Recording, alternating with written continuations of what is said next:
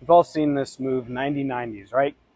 Kick your legs out to 90 degrees and rotate. It's really common to see this with Instagram stories.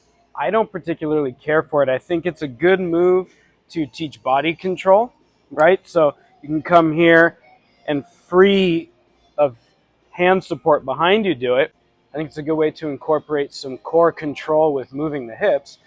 I don't think it's a good way to get you mobile in the hips, because what you're doing is just turning that ball and socket joints. You're actually helping create more synovial fluid.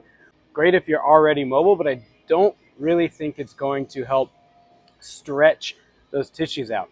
Instead, try this. So one of my favorite ways to stretch for internal rotation in the hip, it's a hard one to get to, but it's an exaggerated lunge or hip decoupling move. Either way, the setup's the same. From a lunge position, I take my down knee, my back leg, I'm going to turn my heel out. And what have I done in the hip? I've internally rotated the hip. From here, I can stretch forward. I get a massive stretch, almost like cramp, right away, right here in the TFL, right in my pocket, okay?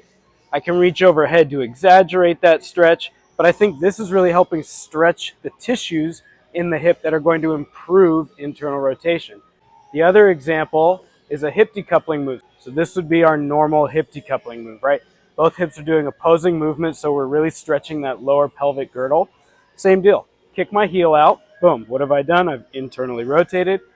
And now as I go into that stretch, I'm further extending and internally rotating this hip, putting a big stretch on the tissue. So this one, I get less cramp feeling, a lot more stretch. I also get a little bit of adductor stretch, which is a topic for a different day, but another underappreciated muscle. So if you're struggling with a hip turn, internal rotation is a very likely cause. Try these two instead of 90-90. See if you get a better stretch out of it.